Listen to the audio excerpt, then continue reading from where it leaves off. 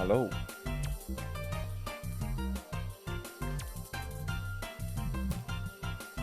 And welcome to week 15 of the Smiles Go for Miles Draft League. I have literally just got home.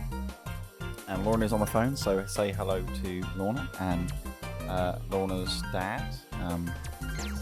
I will pass on your hellos. Lorna says hello and goodbye. She thinks she's funny. Do I have a new webcam? Nope. I have a new green screen. That's what I have that's new. It goes down and up really easily. It's way nicer.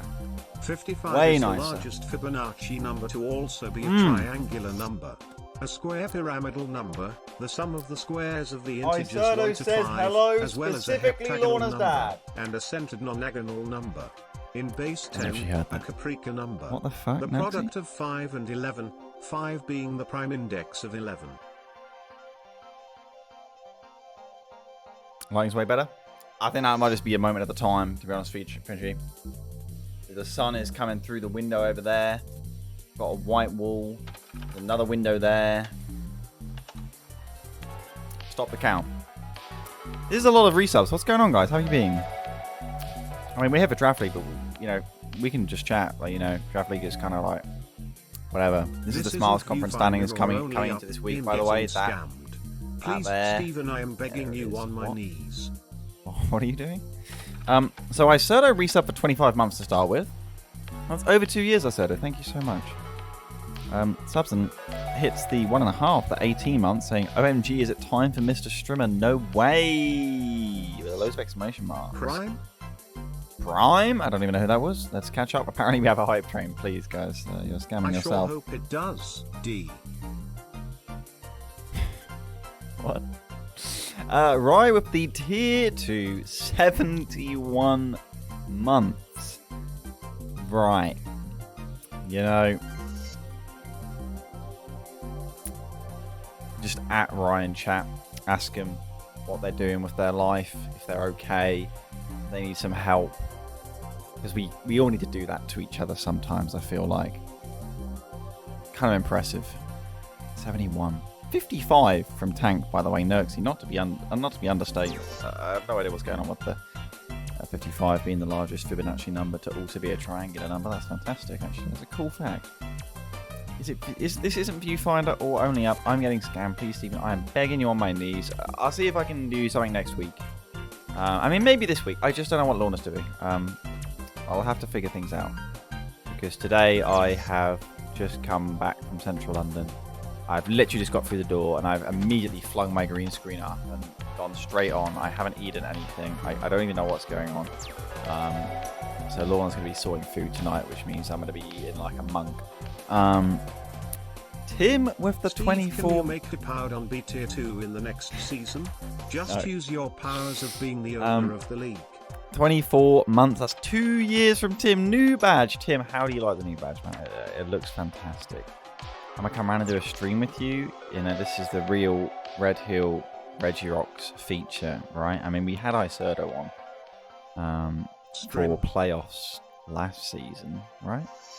What stream was Iserto on? Well, Iserto was really close. Me and Iserto were like a 15-minute drive apart. Maybe not even that. Whereas, I mean, you're in Red Hill. That's like half an hour's drive. But, I mean, hey. Can you make it out on B tier 2? 36 months. That's 3 years from Cheerio.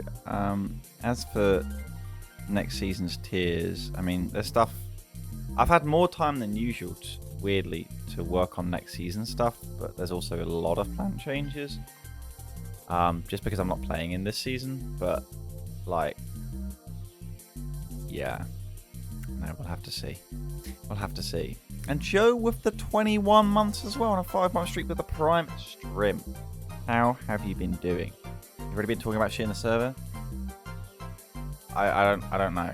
You know, like I'm scared to check messages anymore, and I'm eternally tilted. For those of you who don't know, I think it was like Friday or something, or Saturday. No, it wasn't. No, it was literally last Tuesday, where thank goodness no battles had been done for that week. And I was scrolling through Draft League, which often has like 1,000, 2,000 messages. And I was like, why has this been the busiest night ever? And it's like 9,000 messages. So I'm like, fuck this. I'm not reading all of that. Just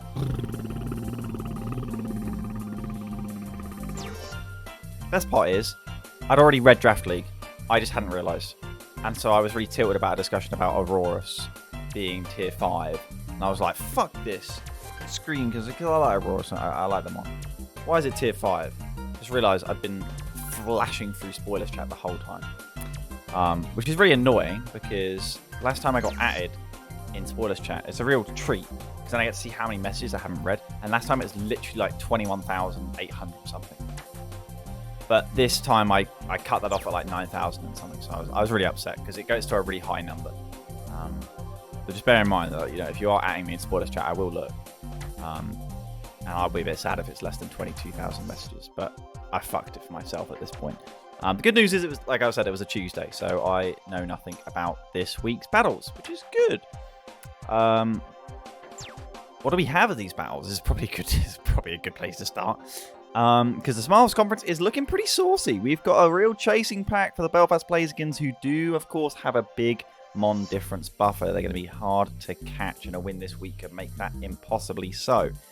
But the real question isn't so much about top 1. We always know it's all about that top 2 and top 4 division within the conference. Within those is where it matters. Of course, there is, you know, I'd say a significant difference between finishing like 5th and 8th still, but those are the major divisions, and the only one bigger than that is, are you in playoffs or are you not? And would you look at who is in playoffs right flipping now for the Smiles Conference? It's the Amsterdam's Aggron. This is the story of the conference right now. The Aggrons, historically, especially if you count their old former past of the Horns Heracross, have been, you know, one of the least successful franchises, which I can say now as a contrast to just how impressive their season has been thus far. 7-7 coming into this week, and who is it they shall play? It's the Yorkshire Yanma, and it is the very first battle we have got coming right here. I am hyped to see what is coming from the Aggronese. Well, they've got the standard 6 in featuring Bug.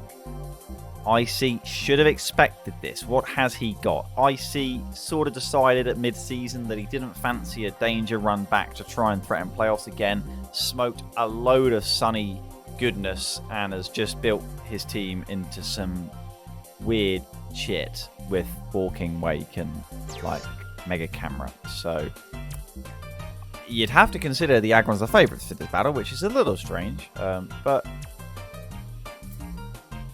God knows what's going to happen, to be honest. I mean, there's a angry King Gambit, and there doesn't seem to be many safe-ish switch-ins to that mon. But then, you know what? Shit happens. Let's see what goes down in Bug Town. Well, it's a Bug lead, as it's the Magic. Holy shit! Based Magic Coat from Thomas. You don't see that move, bro. It's way too high risk and too low reward, but it has gone perfectly from Thomas and Bug there, who tanks a knockoff to the face. Fires back with a liquidation, chipping down the King Gambit, who really is the key threat this battle, I feel like. It's a brilliant start as the Sticky Web goes down as well, going for the Leech Life. And this will tickle because it's a walking... It's a Dragon Tail. Okay, right. Dragon Tail with no hazards is weird, but probably expected a switch, did Icy. He fires off the Draco, and we see no item on the Aegis Slash. I was going to say Excalibur. What the fuck? That's not even a mon. Magnet Rise. What the heck? Expecting a Great Tusk switch. Definitely an overplay. A huge Shadow Ball go off, but no Flamethrower. A nasty plot. What? Icy has been having some more of that sunny goodness, because I don't know what that was. Alright. Aegis Slash back into defensive form. Yet to be really scratched is this Aggron side. A Flamethrower will certainly help. No weakness policy or anything, just a Shadow Ball. Is that Assault Vest? Walking Wake certainly seems to be to me. Should actually be able to clean up here another... Oh. Wanting to go into Bug and save some HP on the Aegis Slash. Bug tanks the Draco to the face. Leech Life and gets the kill. Okay. Icy's team is just an OU team with a Tangrowth and a Mega Camera. Yeah, I just don't feel that way, does it? Headlong rush. Picks up a kill. In comes the knight. This thing is... Is this just going to win? I mean, Camerupt can surely take one. Has it got a flash cannon? Oh, the terror though! And the no mega? The sticky webs and the blizzard. I mean, this has got to be one of the first ever 5 or 6-0 victories in the Aggron's history. This is convincing. And the exact sort of result they need. Limerick Lumineon will not be happy to see this. The battle rages on as we move on to this battle, which appears to be the Fish Ponds SuperRods looking to bounce back after the Togedemaru incident against the Irish Inkays, which is a great potential bounce back, albeit the Irish Inkays are in fantastic form for a win over the Liverpool Litten, if I'm not mistaken. So here we are. This battle, of course, will be followed, by the looks of it, by the Starmies against the Entei.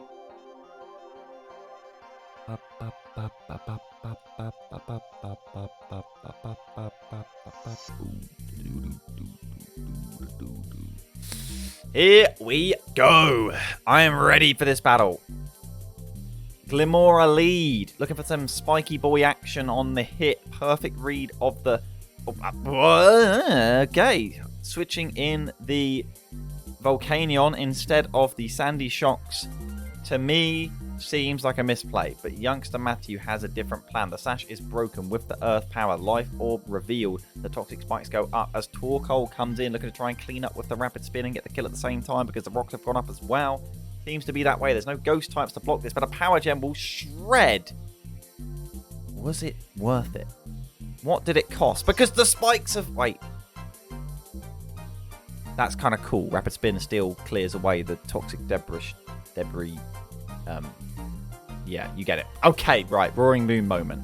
Did not fear the Scarf Gardevoir. Perhaps this is because it is Scarf as well. Sharpedo comes back in with the respawn. Well, it's got the speed boost now, but it's seemingly outsped still if it's a Scarf. Correct switch on the Protect.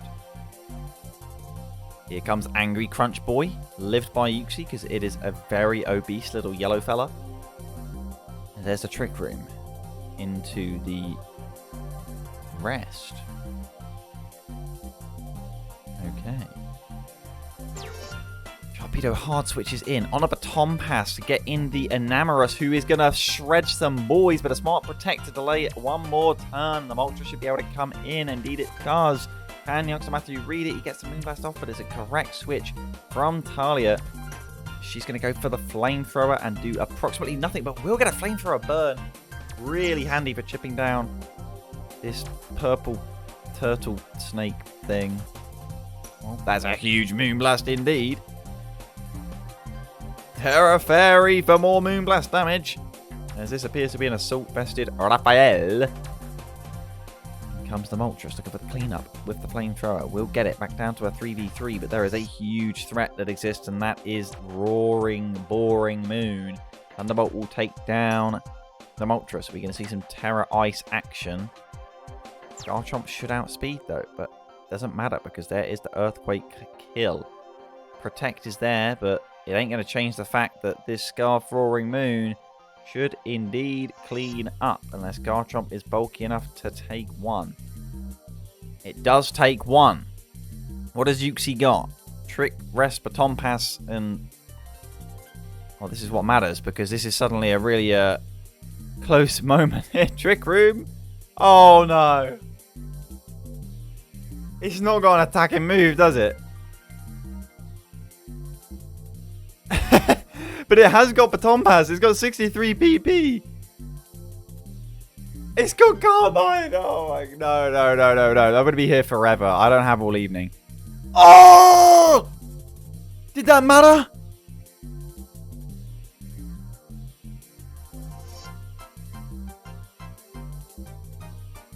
Surely mattered. It's an Uxie. It's definitely mattered. Bro. I am so happy that crit. The amount of PP stalling that would have been, it would have been funny actually. It would have been funny. I'm sad for Matthew's sake with that crit, but like that was going to go on for a long time. And to be honest, like this is a cool Uxie set, but like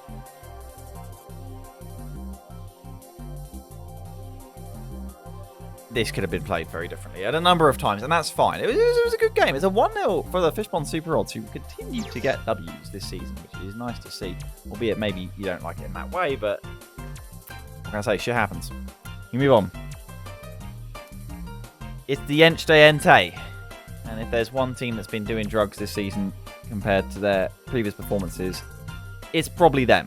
Cat is having a great time in the Netherlands, as we know that they do. Thanks for Thomas for confirming that in his various pictures I've been seeing in Discord with him and his very, very Dutch-looking entourage, which is cool.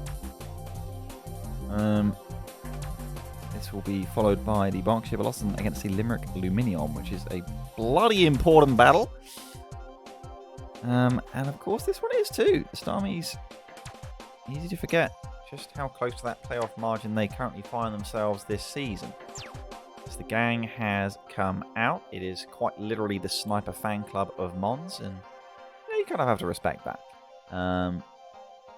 Primeape and Solrock though, what are you going to expect here? Cat's going to certainly be bringing something as Meowscarada is the lead. Bonk, knockoff, turns into a bug type, dark. Leftovers gone as the rocks do go up. And it's a hard switch to Charizard, not wanting to reveal any sort of item on the Meowscarada, but does somewhat suggest that it is choiced, that it chooses to not use it. Oh, Stone Edge Fortress, hello. That's pretty cool. As down goes the Charizard, the rocks will attempt to be reset, and Mega Ball, I would just say no. Give a moment there. Unfortunately for Cat, great play, but he doesn't make the most of it. Suddenly those hazards are no longer going to be up, which puts... Wow, you click Sunny Day and you attack, and you know, this Mega Mawile needs addressing, guys. It's a Will-O-Wisp, there's an Earthquake, it's a lot of damage. It does appear like it will live, and who knew that? The one that deals with the Mega Mawile is, in fact, it's the Solrock. Terra Rock, Solrock. Power Trick gone. Okay. So where are the answers to Scarf Meowscarada? Is it going to be, well, a Scarf Weaver to come out and kill? Sniper, of course, will cover that off by switching to Scout. Ice Press will miss. That's okay. It probably would have tickled Scardy the Glaceon. It will look to Freeze Dry or Terra Fairy. Chilling Water. Right. What? Perhaps just fearing... I mean, I don't know what Glaceon fears from a Weavile. Glaceon's definitely not weighing that much. Low Kick ain't going to be doing shit. Any Calm Minds from Suicune? No. Scald is on the menu. Mega Mawile loses to Solrock. I mean, that's after killing 2 Mons, but, you know, shit happens. What can I say? Ice Beam, not going to kill. I don't believe Primeape gets any priority, although they've probably just given it, like... It probably gets Vacuum Wave. I don't know if that's going to kill. They've probably just given it Mach Punch, Bullet Punch, Sucker Punch anyway in the meantime. But it could be very tanky, now that I remember that it has an evolution. It does get Gunk Shot, but I don't know how much it's going to do to... Yeah, Rage Fist, get that power up even... Oh, hold up! Hold up! That still does nothing. Wow. Yeah, well... Oh! Still not going to... Right? I mean, it would need a crit on this Rage Fist. And I don't even know if it's going to kill then. Oh! But it lived! I mean... whoa! Okay. I mean, it's not going to change the outcome of the battle. That's pretty funny. There goes the Meowscarada, and the answer becomes, is it Scarf Weavile, and does it get a million Ice School Crash flinches? This is my question.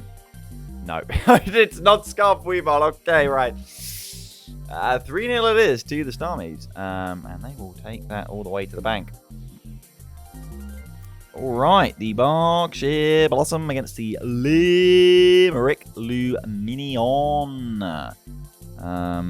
So this is Rye against Pudding, the undercard, I guess, if this was a boxing advert. Oh, there we go. the Arnhem Appletuns against the Belfast Blazikens of all teams is after this. Right. So, we've got Stealth Rock, Hitty Boy, Inteleon, Clodsire, the standard stuff, and we've got a Escavalier coming out for another run for the Bellossom. Should be fun. We've got a Swampert Jirachi leads and Headbutt. It's a flinch for the 40% chance. Queen Chonk ain't gonna like that. Going for another one. Sark and critting and flinching. Jesus flipping Jirachi moment. Here is the Arcanine that probably should have come in, but it doesn't have a Rocky helmet, so there's not much punish. That's probably why it didn't. There's the teleport out, bringing in the Tornadus to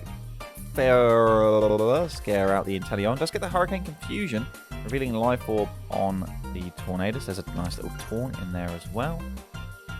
But Clodsire is very tanky as Jirachi comes in. A U-turn will bonk it a little bit in the face. What we're going to see is Arcanine. We see a U-turn. Is it teleport? Is it super fun gaming? Wow, I love this game. Diancie comes in. Jirachi comes in. Amazing. Give us a U-turn. Go on. Give us a cheeky U-turn. Oh, there we go. Getting that Rage Fist up, though, because I gather that stays even when you switch it. Oh, give me a U-turn on this, or is it going to be a Stone Axe? A Psycho Cut. Huge misplay from Sark. Not clicking either of the two moves that matter. There's a huge knockoff, but the Colbur Berry will cover in that initial switch. It was an optimistic one, but not wanting to get caught on Clodsire, I think. As Volt Switch, click more pivoting moves and exist some more. Swampert not going to be able to get a flip turn off, though, and not even try to, because Snipe Shot takes it down with the expected crit. It's Clodsire now in, and a Hurricane miss. And there's a Hurricane.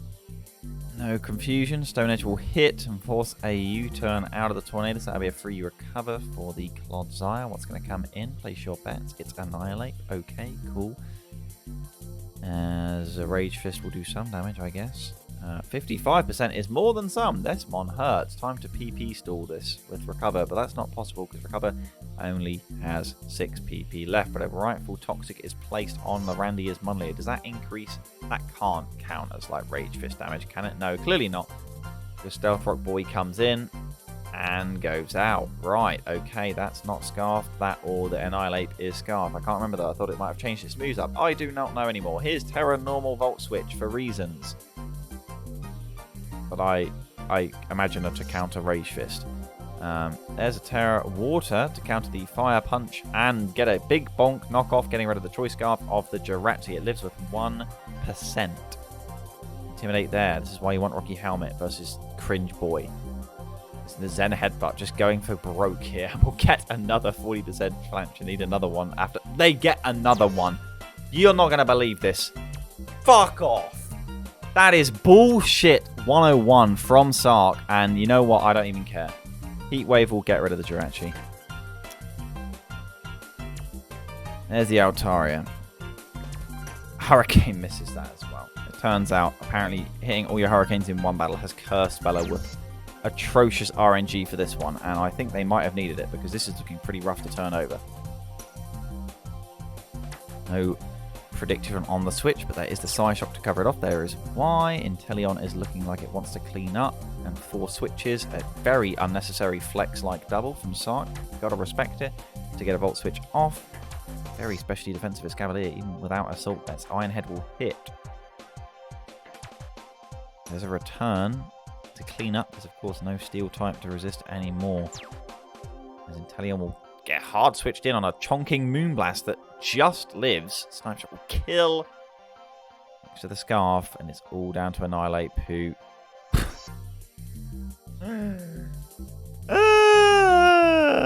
I mean you know, sometimes it's just not your day, and this was not Bella's day. We've been cheated out of a very close ending there, I think. But you know what? This is a better timeline, because otherwise it would be too easy for Thomas to secure playoffs. So you know what? Big shout out to Bella in the chat for taking one for the team, for Sark and the Lumineon. as we move on to the Appletuns against the Belfast Blazikens. I'm excited for this. Of course, the Appletuns did beat the Belfast Blazikens last season, I believe.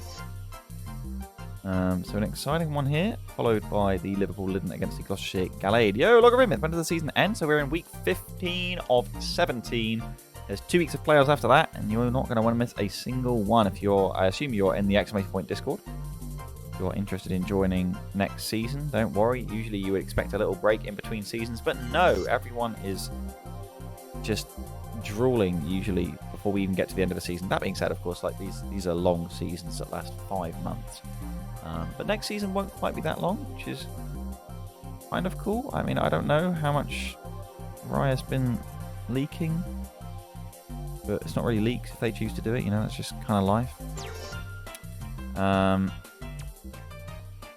Off-season tournament, yeah, what are we doing for an off-season tournament? I don't know, Gen 1?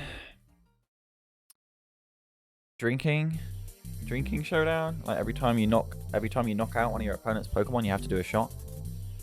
Probably won't work. A lot of our league is not over the age of 18. That probably we can't do that.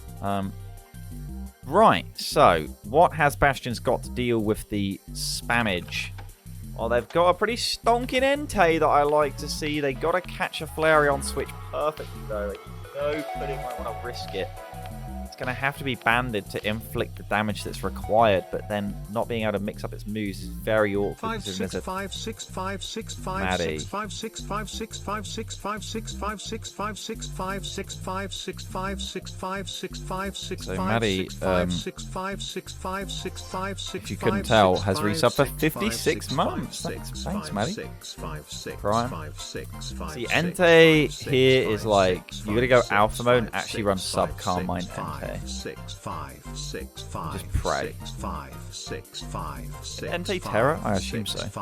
Everything seems to be tier 3 if it's not got 500 speed. Let's see how Bastions does. As the underdog in this matchup. High jump kick, you won't. He doesn't.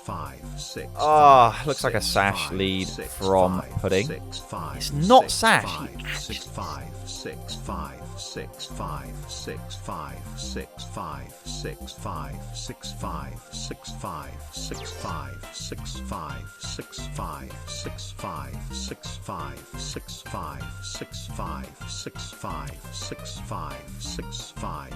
I just don't understand why you wouldn't click high jump kick, but that's so easy in hindsight. I don't understand why would you ever click U-turn against a Zapdos team. You're already expecting a Goldengo to come in that's resist your U-turn by like 4 times anyway. You literally have Regenerator on your Mon. So you get the recoil, it doesn't even matter. Like, that's like, it's kind of alpha from putting to risk that. When you think about it in hindsight, it actually doesn't make sense. But then it's easy in hindsight. Alright, well, Sizzle in front of a Zapdos is always a fat L. Let's get the defog off as a hidden power ice, predicting the Gliscor, and suddenly Gliscor is not really a switch in for this anymore. But he's healing up. There's a hard Stone Edge rather than roosting. What? And I reckon Pudding is in Bastion's head. This battle is gone. There is no ground type, of course. Flareon having to take the hits of the Tapu Koko, who wishes it had a special attack stat. There is, I assume, Terra Ground Flareon. Yep, there it is. Makes perfect sense to counter any Stone Edge predictions from Entei, and retains the Flash Fire. Sizzle can't do anything because Zapdos is there. This looks like game over. I don't see a Hydreigon set that can wield this, and I'm going to take my headset off because I'm sick of hearing 5-6. I'm going to go get a fucking muffin. 5 6 5 6 5 6 5 6 5 6 5 6 5 6 5 6 5 6 5 6 5 6 5 6 5 6 5 6 5 6 5 6 5 6 5 6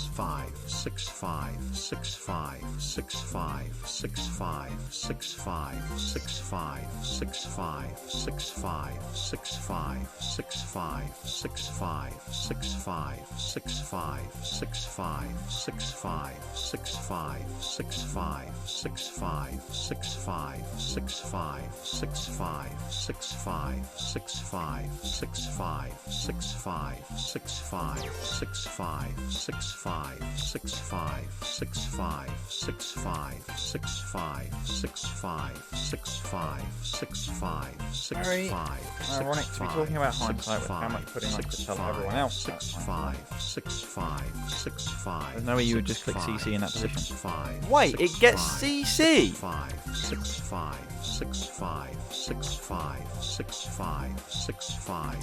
You would click CC. You don't want to click U-turn against the Zapdos team.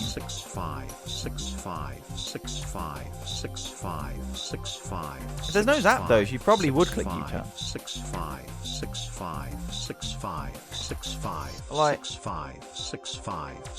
could be protective pads. It could be protective pads. But like, maybe it's pads. Maybe it's pads. Maybe it's pads. Frankly, if you're playing a draft as tilting as this, why would you bother running protecting pads? Really? You would just run choice band. Fuck it. You know? It's Scarf. It's Scarf Mienshao. It's Scarf.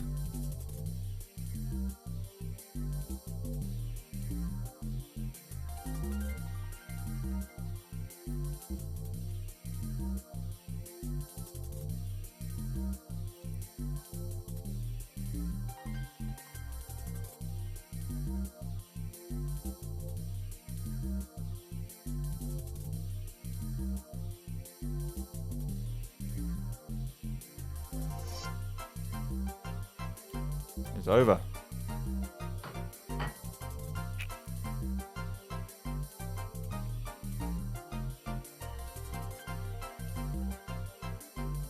And that is assuredly Bellossom Blazikens at least top 2 and maybe even top 1. But I doubt it's mathematical yet.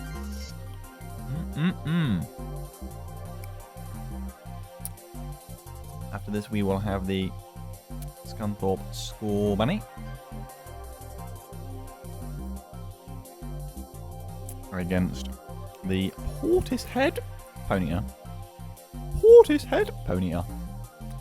Now we will say that for the rest of time. Okay. The Liverpool Litten against the Gloucestershire Gallade. This.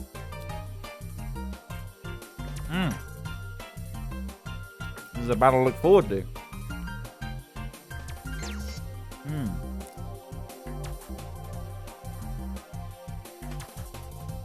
So, looks to me like Gardevoir, the key mon for the Gallade, with the Gallade kind of shut off by Skarmory. Aura always wants to threaten the grass, not a Mudsdale. Latios is there. Spike Boy, Samurott. And then there's a Mantine for reasons. But it's pretty handy. Let's see how it goes.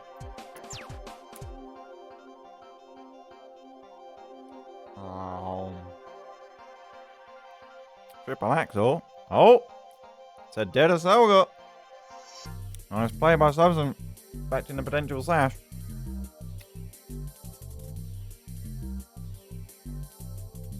Surprised that no U-turn, weirdly, from the Aselga. Schoolball crit for 44. Mantine Chad.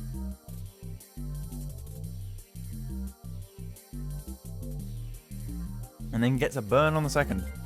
This Skarmory is under pressure.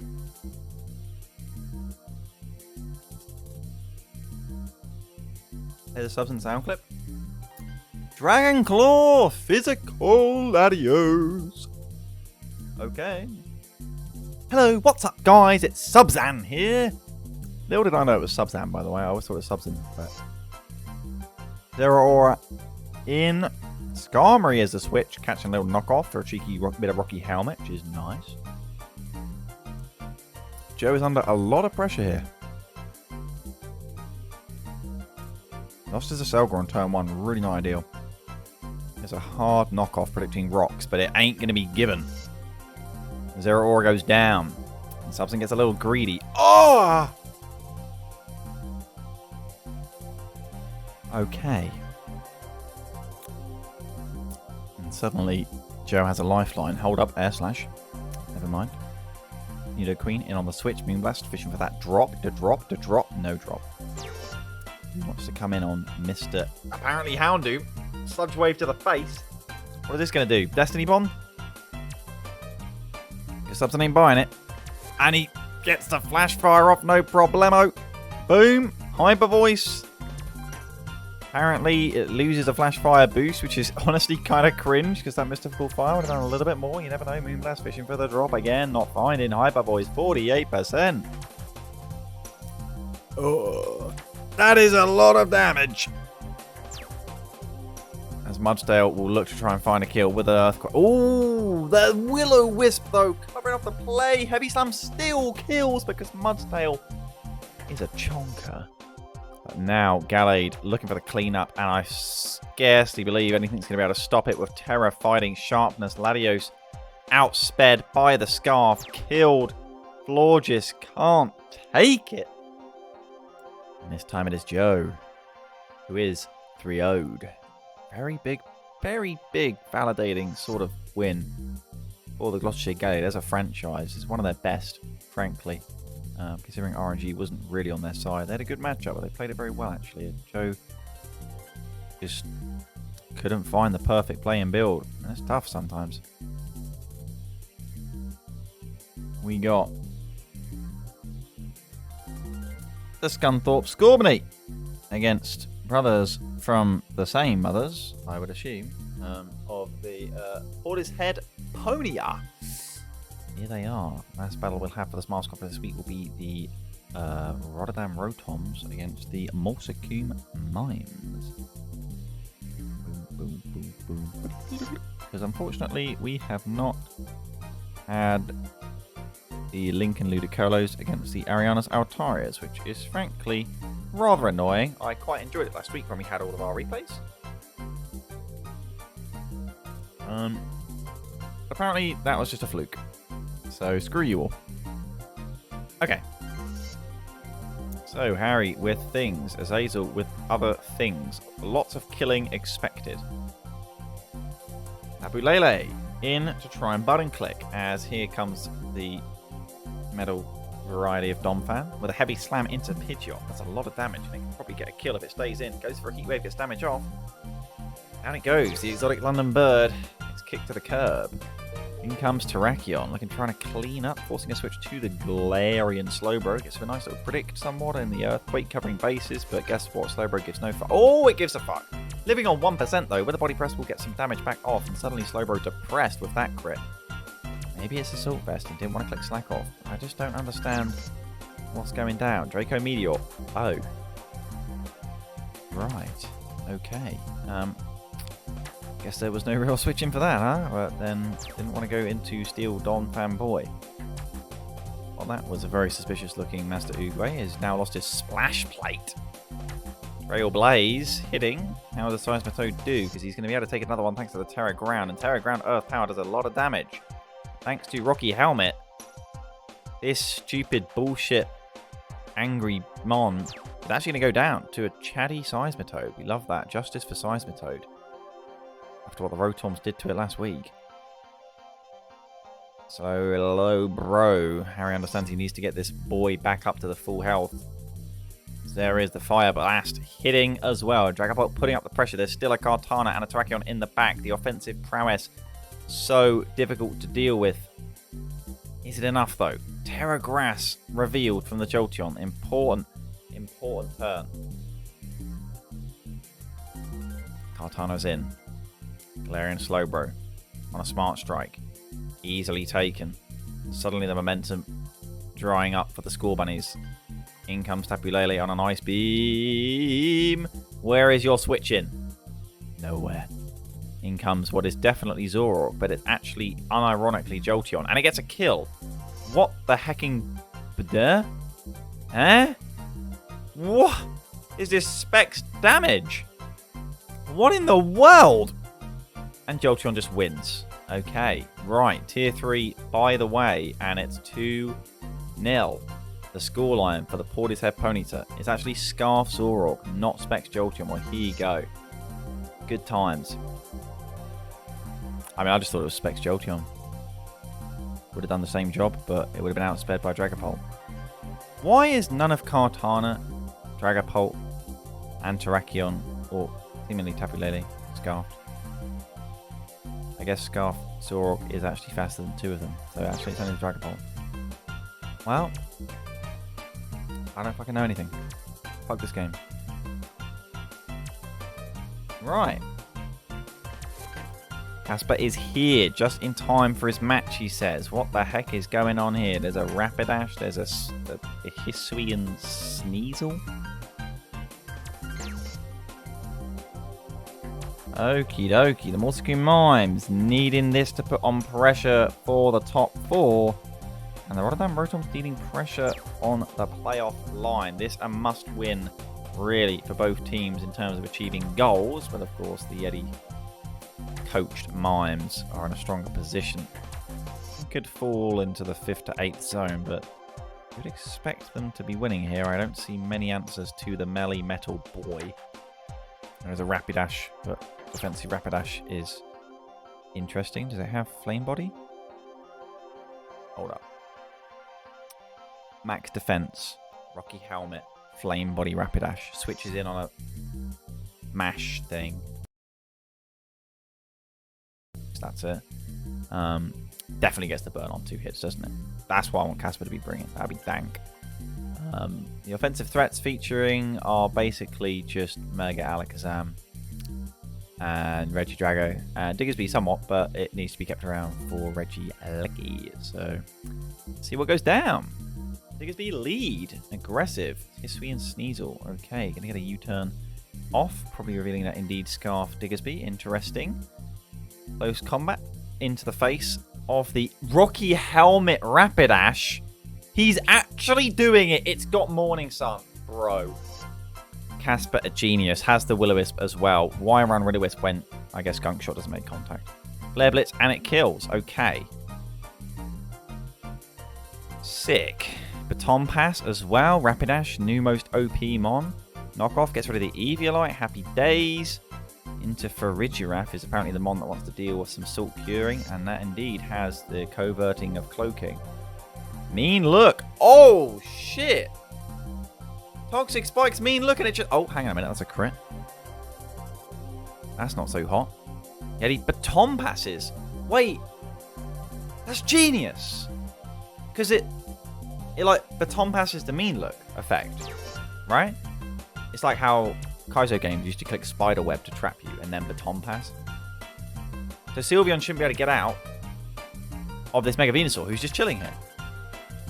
That's sick. Mean look Baton Pass. I mean, it's kind of a shame that this...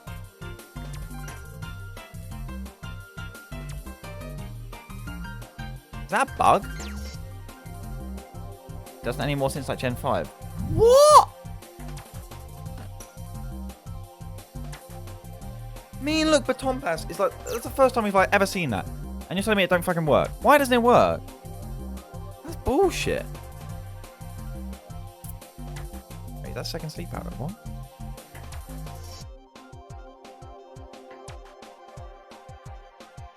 Okay, in comes Salt Cubes. You just go into Melmetal or Regirock again. Try and get your wish off. Yeah, he's like, no, he's going to switch. Predicting the prediction.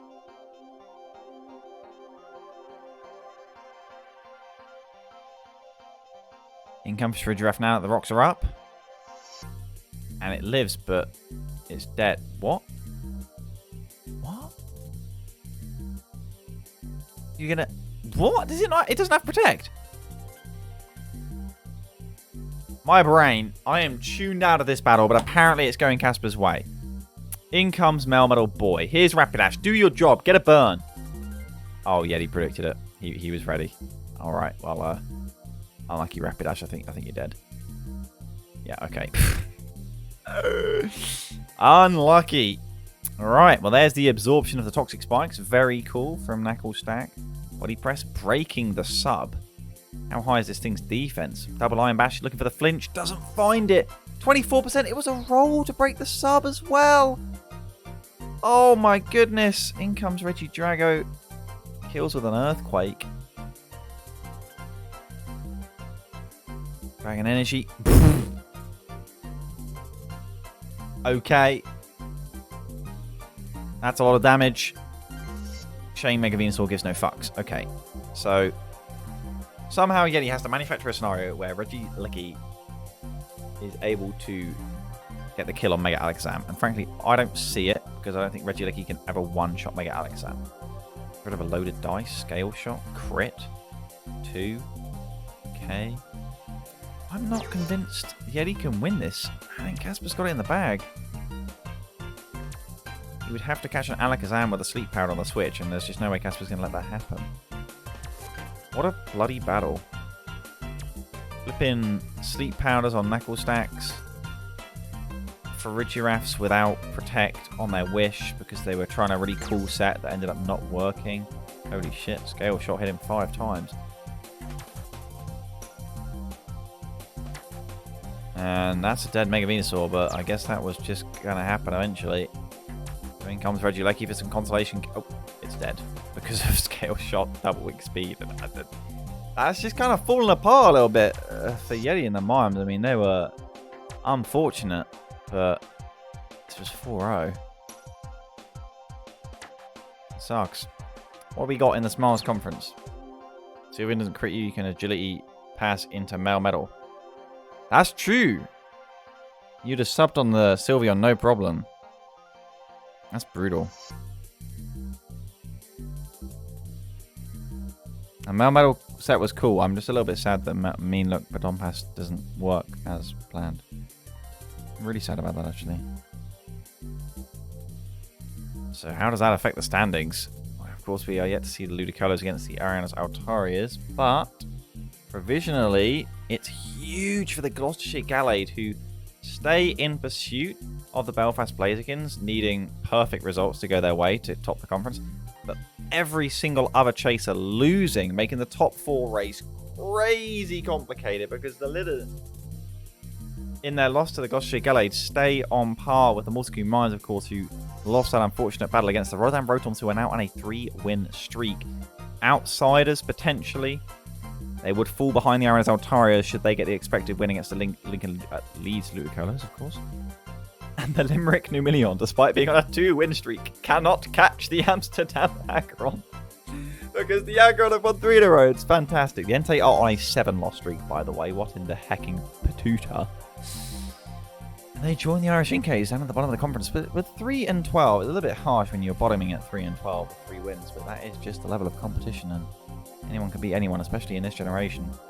So much unpredictability. The Appletons, who were right in the heart of the playoff race, it felt like have just found a 3-loss streak at the worst of times, and yet they have such a healthy Mon difference as well, in spite of their record. The same goes for the Scorbunny, who they are dead tied with. Frankly, when you're 6 and 9, you can often expect to have a Mon difference a little bit more like the Fishpond SuperRods, but alas, you go from minus 39, minus 36, minus 28, minus 29, minus 24.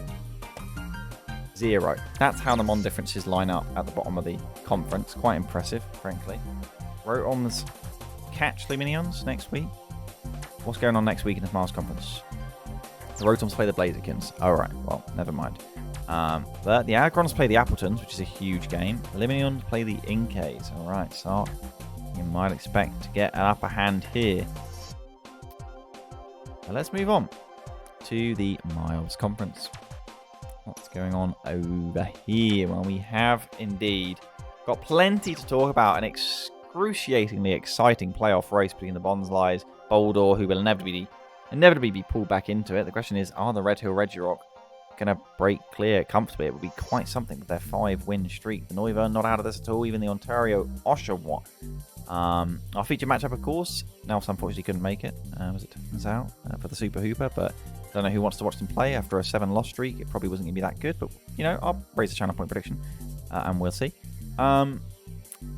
the main thing to talk about is, of course, that the Failures Leeds Litwicks are 4th, and that's what matters. So we're trying to speed through the battles as fast as possible until we get to the Leeds Litwicks, which is unfortunately right at the end. So I've got you by the balls here, because we're starting with the Merseyside Mimikyu against the Dakar Drapion, a match that would have been quite hotly looked forward to in previous seasons, but this has not been the Dakar Drapion season thus far, that's for sure.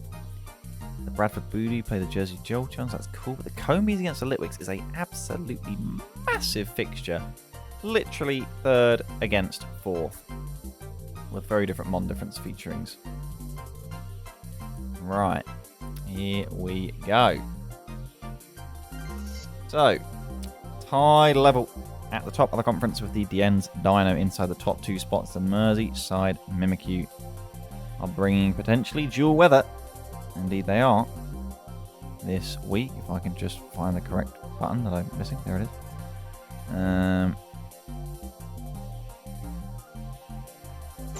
Where are we then? Here are logos appearing. Because we'll be starting with this. We've got a lot of championships in this matchup. I can't remember how many the Merseyside Mimikyu have won, to be honest. 3, judging by the stars, thankfully reminds me. And 1, of course, for the Dakar Drapion in Season 3. 4 championships. There's not many matches where there's more than this on the field. What is the worst draft, in my opinion, and why is it Mega Sceptile? I really enjoyed using Mega Sceptile. I don't think it's good, but I really enjoyed using it. Having an offensive grass type is actually really fun. It's not good at all in comparison to having a defensive grass type, but it does give you some really niche matchups.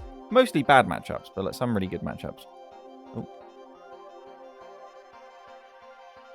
And it's just cool having Mega Sceptile, you know? The mon, it reminds me of a good time. I think I just, nostalgically, I sort of associate with Mega Sceptile with like Mega Diancie in like the golden era, where it was like Auras and the new Mega Evolutions came out. Oh, competitive life was good back then. It was really good. You know, Mega Sableye got Recover on the turn it Mega'd. Oh, so good. Right. What do we got then? Relatively expected 6, one would say, apart from Vileplume, who has been shining a little bit, it has to be said, in recent weeks. It might be a stressed out Vileplume given the Tapu Lele and Weavile, but it can always just change its fucking type and see what it can do then. Terra Steel, anyone? Looks pretty good, doesn't it? I don't know if there's anything else that can Terra. Gigalith might be tiered. That's going to be that can Terra. Alright, so what has Mojak got up his sleeve? Because this is the sort of matchup where I would say I'm going to lose and then proceed to do fine. Solar Beam chonking away. As red card will bring in the Slowbro. It should allow some happy Stealth Rocks to go out. It means you get that Charizard back in because it doesn't want to take Stealth Rock damage and you want to do some damage with Weather Ball. And there it goes. Knockoff is... yeah. Is there any defoggers about? Solar Beam will clean up the Shuckle, who will trade its life for some Stealth Rocks. But hey, lots of pressure can be put up to allow extra real little time to actually get that spin off. Rock Slide from the Sceptile is going to do about as much damage as you would expect. Yep, none. Strength Sap going to get back up to full and lower the Weavile, who goes straight for the Swords Dance. Stun Spore lands though. Terra Steel, it is Terra Steel, and a full para. Sludge Bomb will hit. And another full para. What did this Weavile have? Because I do know it only has Depression right now. Knock off Rocky Helmet. Down it goes. That is just brutal. It's okay because there's a roller skate in the back. It's going to be fine. Earthquake couldn't quite kill. And this move is ridiculous. Sludge Bomb. Immune is the fella. 76% with Earthquake. Hold up.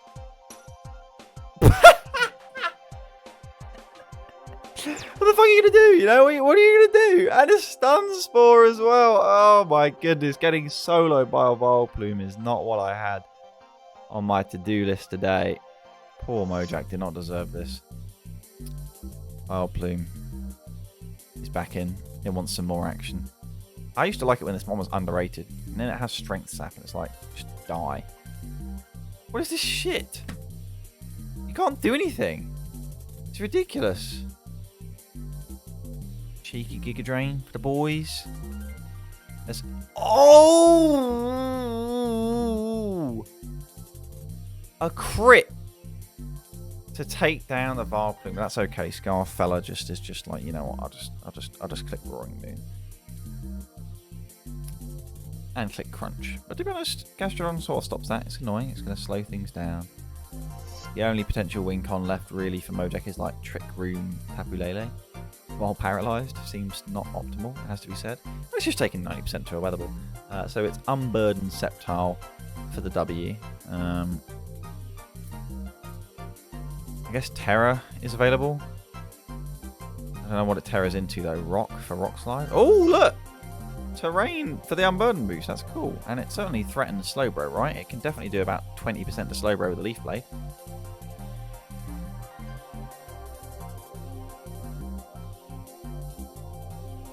I mean, Charizard has to be sacked here. And then Excadrill comes in. But then Excadrill can only 2-hit KO. Or there's this thing just to... the safe player is to just click U-turn. Twice. Oh, hold up. Terra Fighting revealed. And I guess it does a lot of damage. Depending on what moves Excadrill and Gigalith has, this could be a problem. It does hit hard with Leaf Storm, but then that's the only Leaf Storm it needs to hit now. Terra Fighting makes its Drain Punches actually hurt and heal, importantly. That's a lot of damage! How much does it heal? I don't think that's enough. This is kind of close, though, especially with the Gastrodon in the back. Don't forget that. Drain Punch. Whoa! Another crit! What is it with crits?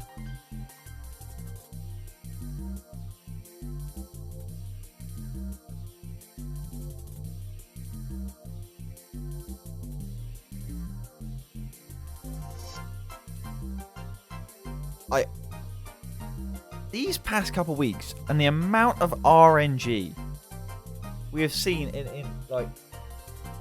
I mean, the ironic part is that Mojang had been very unlucky up to that point.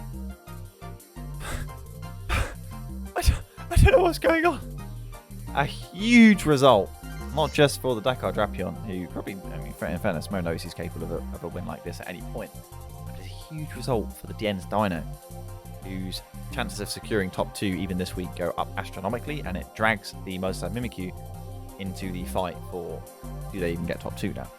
So, it's good for the timeline. We have the Plymouth Pachirisu against the Nottingham Noivern. And then we have...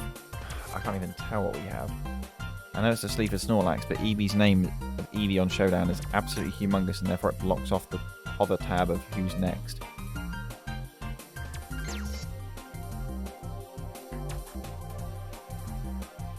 We were just talking about Mega Sceptile. That's the real Mega Sceptile. It's Terra Sceptile. It's actually the Sleeper Snorlax against the London Lunalas after this. Very stonks as well. I'm going to put up a channel point prediction.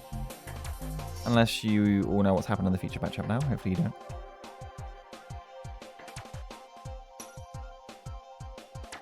Who wins the feature matchup? Is it either the Buckingham Bonsly or the Super Hoopa?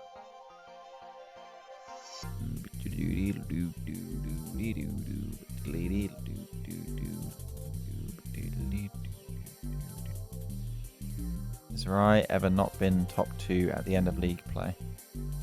Not in a while.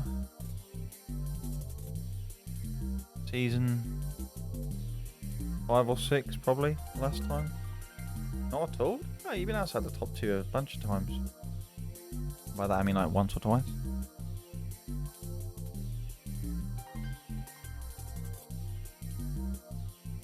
Oh, season 3 as well.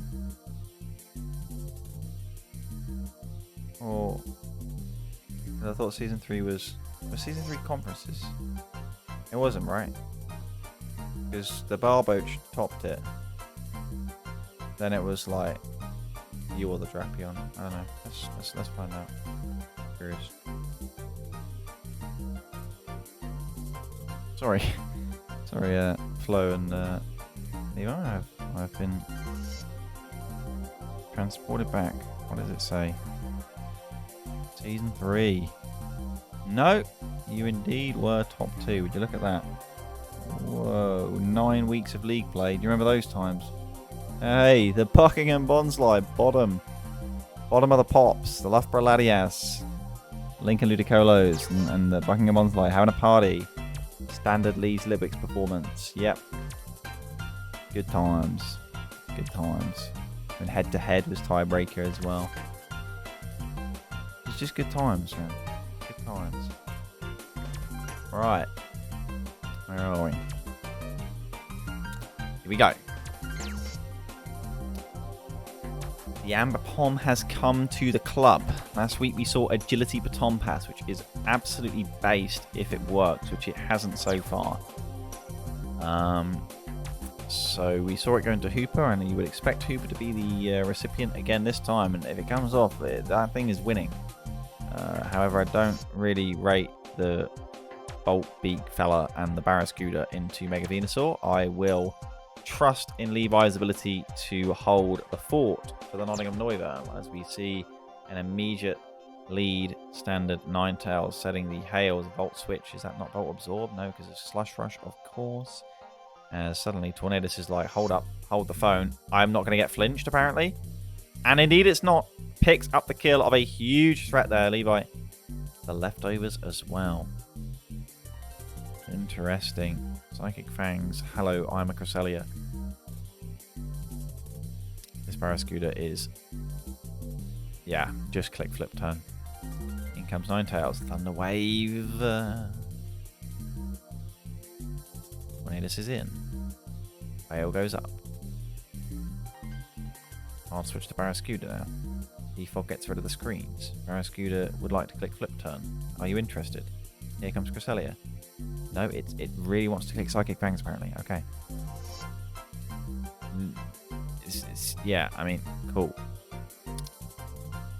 You get a flip turn on this Cresselia, and you know you can get the pass off on the Cresselia. Here it comes. Here comes the Thunder Wave. You wouldn't risk that Thunder Wave switch if it wasn't the Alpha or Agility. Oh. They might have been fake out, actually. Sludge Bomb, a lot of damage. That takes it quite well. Thunder Wave is here, though. Agility in front of the Mega Venusaur, who did just do 50%.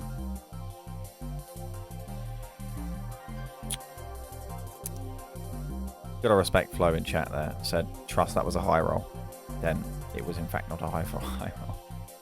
Well, Cresselia goes down. The Hoopa the main threat, but it is not going to be packing the speed required for the business. In comes Conkeldurr, but there's just nothing left that can break Mega Venusaur, and Levi will therefore claim the game, I am sure.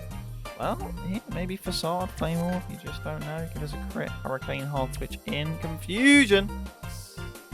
Tornadus cleans with a U-turn. This is a massacre.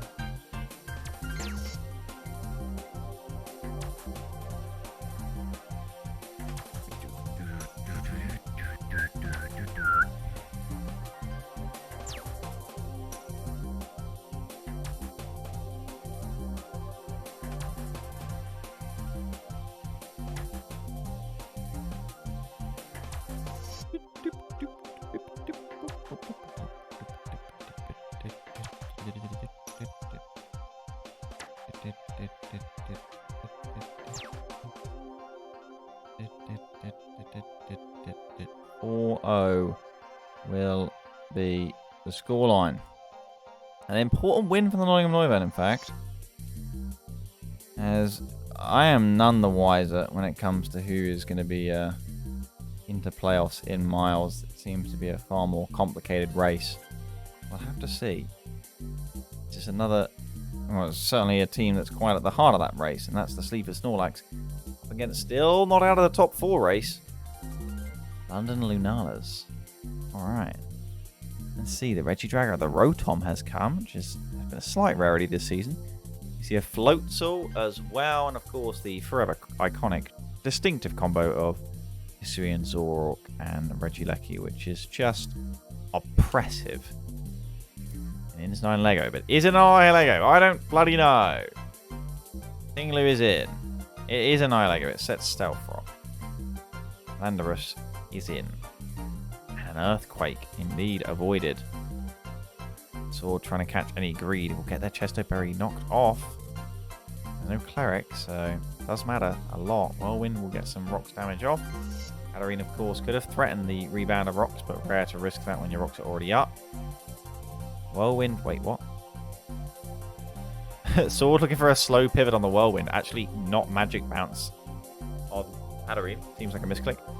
But Tinglu does go down.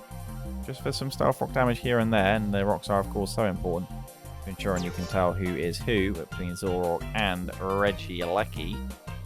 And Landorus comes back in.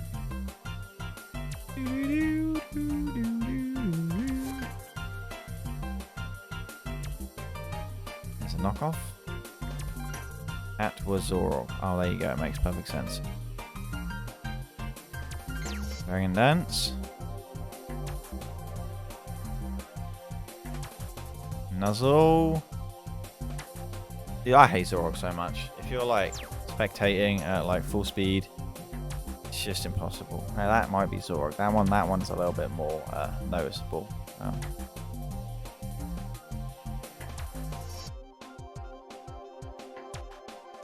Oh, what is it with Leaf Storm? Every time, man. Here comes Salt Cube. Can't get Nuzzle powered, of course, due to fun ability. And it starts to go for Salt Cure. Any U-turners? Because Regidrago is struggling, and it's dead to a crit knockoff as well. Eevee is running away with this for the Snorlax. Regirock looking for the clean up. Bonk. As a Volt Switch is taken rather well by Cobalt Catastrophe, but here is Floatzel, who does indeed get Salt Cured for a lot of damage. Terra Water. Liquidation taken comfortably, and Floatzel will go down to some Salt Cure action.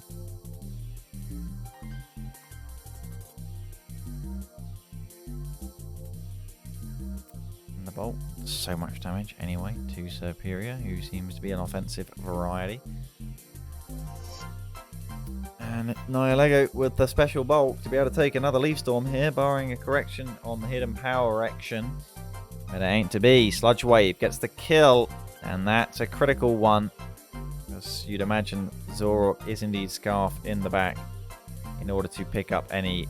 Hang on a minute, Beast Boost. Hold up. Is the fastest, highest stat speed? No, it's not. And that is very important. To be honest, it's probably quite hard to make Alakazam's highest stat speed with this ridiculous special attack, but important thing. Not to say that it was just going to get nuzzled anyway by Hatterene, who is of such high HP that it seems to be checkmate. Perhaps not completely unnecessary flex, but I respect it, but that's because this thing is actually Zoroark. Terrible probably would have done more, is what I'm thinking, but you know, down it goes.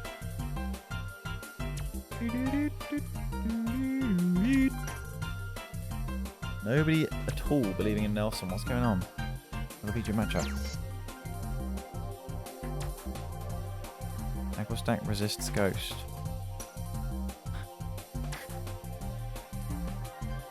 His ability wasn't good enough already.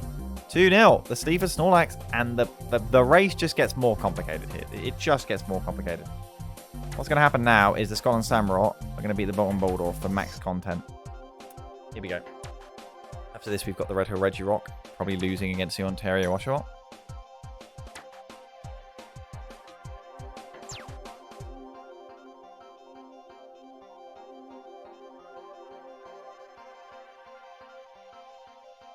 Yeah, that's what I think, Cheerio. It'd totally be cooler.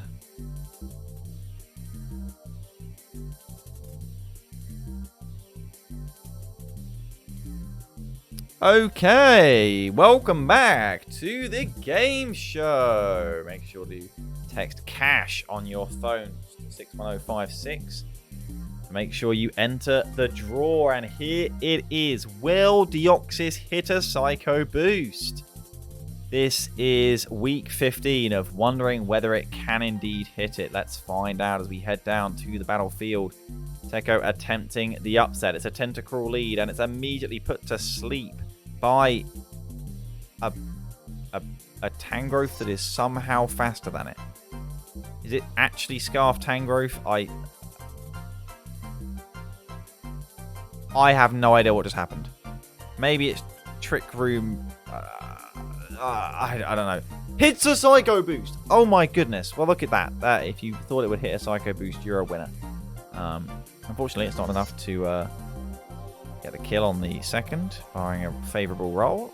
In comes Power Whip. Bang! Ice Beam cleans up. I think that was actually Scarfed Offensive Tangrowth. Jesus Christ. That is cool, but not good. Protect is there, but it's a Mega Lopunny.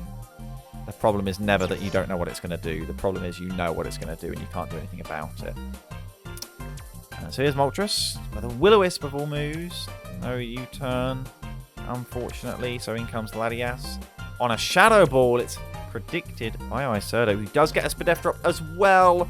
Huge Spadef drop, forcing a switch back to Moltres, which is going to ensure that Moltres goes down. A brutal Spadef drop there on the Shadow Ball. And Deoxys still isn't dead. Any fake outs, any Accelerox, because Runa Regis is coming in and it says hi. You have huge power, by the way. Bye bye. Is what it says. And suddenly Shadow Claw with pure power and it's gone. Alright, goodbye Deoxys. Trailblaze goes down. And Sork outspeed Terrafire. More Trailblaze action. I think it might be dead. It's dead. Bye-bye, doggy. It was Choice Scarfed. Choice Scarfed Trailblaze. By the way, Fire Punch lived by Larry, but not for long. It's a 3v3, as in comes Lopunny. We already know who wins this 3v3 because one of the monsters is literally snoozing and it's Substitute Lopunny. Goodbye, game. Goodbye, life. Sam only desires death. And the Bolton Boldore with a helpful crit as well.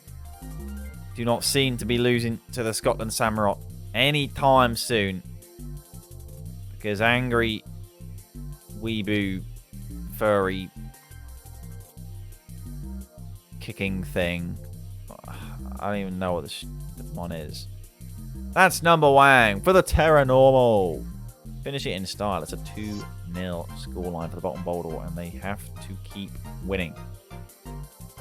Similarly so, the Red Hill Regirock, if they want things to be comfortable. They line up here, admire the lineups, while I discover that our next battle is going to be the Bradford Bulu up against the Jersey Jolteons.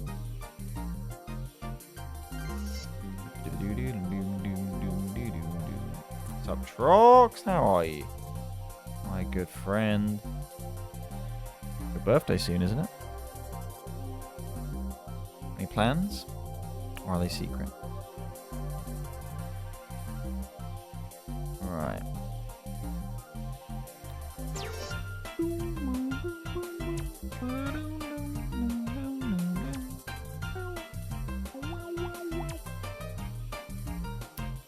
Right then.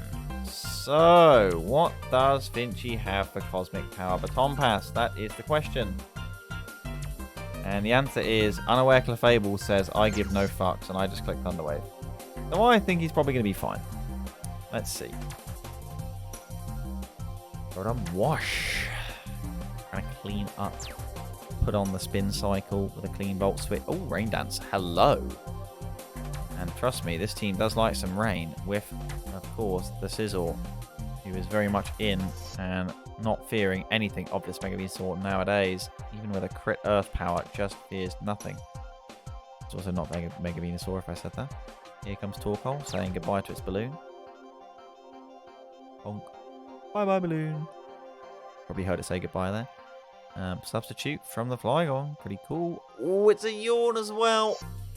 Substitute goes up. I was wondering about whether it would be Stealth Rocks, but it seems like Heatran's got that job because Flygon's got another thing on its mind, and that is death. Lived on 1%. Oh, but it's just a bit of body press damage. Dragon Claw will pick up a kill. And will it get anything more? Because the sun has just gone down. So in comes Slitherwing. First impression. Gang, gang. No, it's close combat. Okay. Maybe it was scarfed. I don't know. Okay. Alright.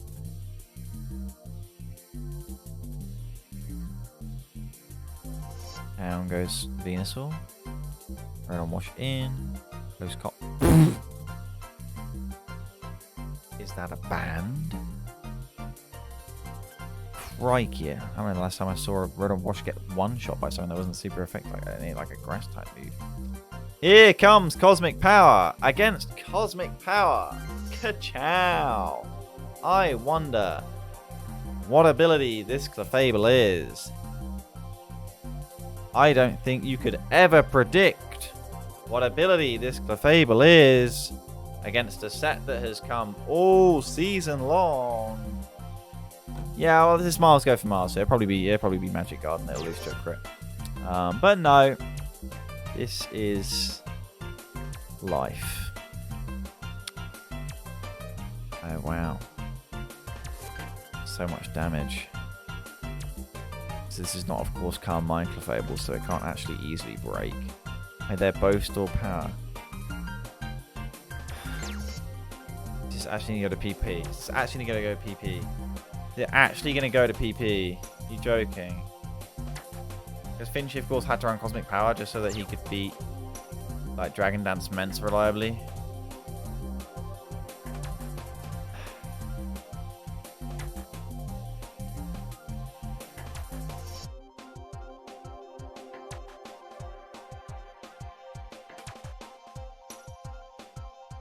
Well, this will do more damage. Whoa, that does because it crits. But that does as well. I mean, it's actually enough to kill. Unless it has Protect. It needs Protect. It doesn't have Protect. Oh my goodness. That is... And now suddenly all the Cosmic Powers are gone from both sides. This is just absolutely grand bizarre. Big Crunch. Subleech boy says, I'm going to get a defense drop. Bam. Defense drop. Okay. Aggressive Cosmic Power. No defense drop. And guess what? We're going back to Clefable, baby. Oh. Hold the front door. Hold the front door. Oh. 19 crunches and the pressure is still on for the next two. 20% chance to drop.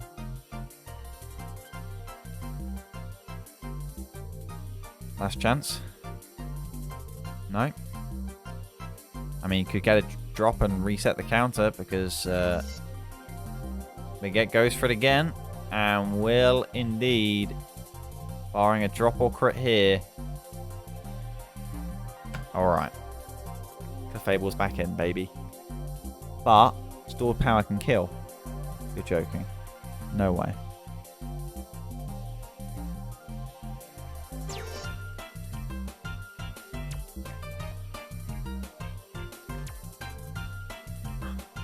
Okay, it's okay. Mega Scizor exists. There's a U-turn. In comes Mew again. Big Crunch. Gone. Gone! And the Regirock will still have this because Charizard is a snoozing and just getting its opponent, getting its teammates hurt for no reason, apparently. Because here's a U-turn. Desperate to try and hard switch back in the Slither Wing. Oh, Synthesis is revealed. Down goes the... Oh. It's not going to Mega though, apparently. And it's got defense dropped. Means you can just click Spore, there's no risk here. Why not Crunch? Fuck it. You need an Outrage crit. And it ain't gonna happen. Ain't even drank. Stop being tantrum. And indeed, Cosmic Power Mew will not be winning today. Barring, mate, this could be Scarf, could be dangerous. It's not.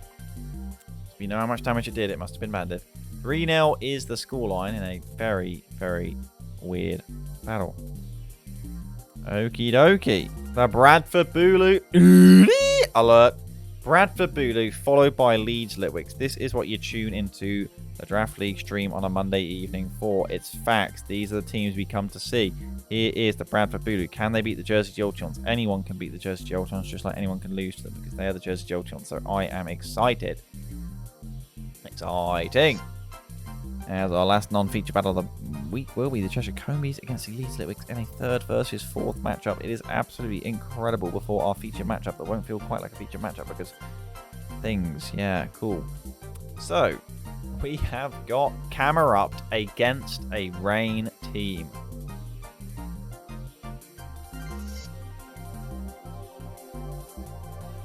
Is there anyone that can make this work? It's Tim. We're expecting sunny day. I don't know when it's going to get clicked. Maybe a Selgor can get it off. But I'm a believer. I mean, the Mega Sableye is going to be under a lot of pressure.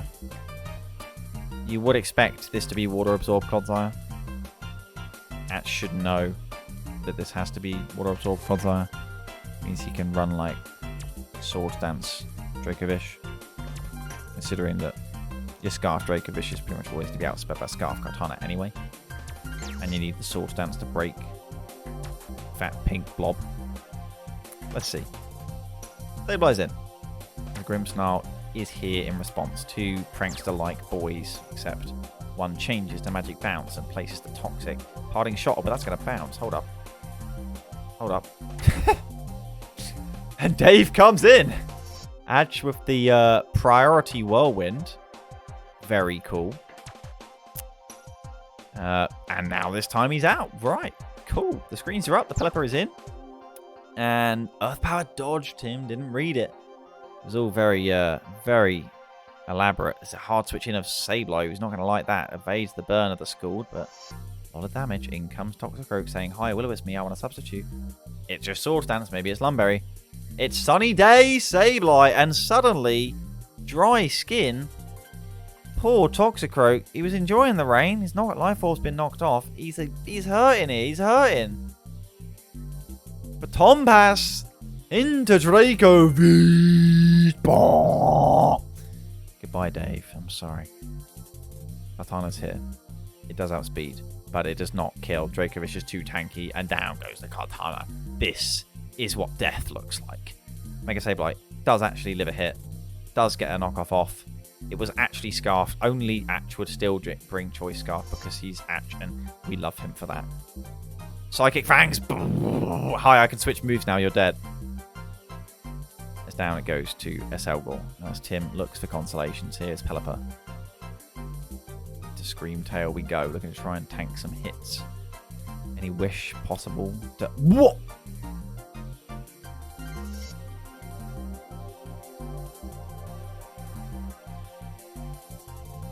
This thing can attack?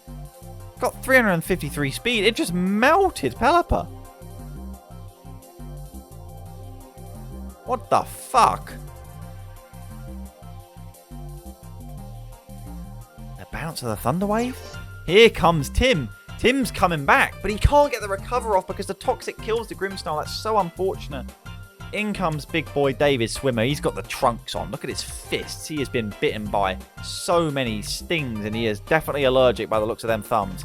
Energy Ball needs a crit. Can't find it. The Light Screen saving the day as Screamtail will come in, trying to provide a win condition for the Selgor, but it's like there's just no move that it can click, even if it's Scarfed, which it appears to be, given the fact it outsped. Hidden Power. Whoa! A crit. I assume Hidden Power Ice.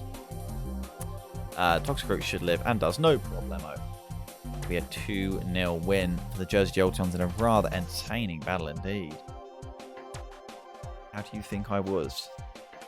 I don't know, how do you think you were, Atch?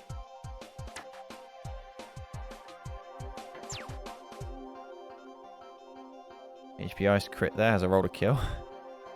All the crits. really timed the wrong crit.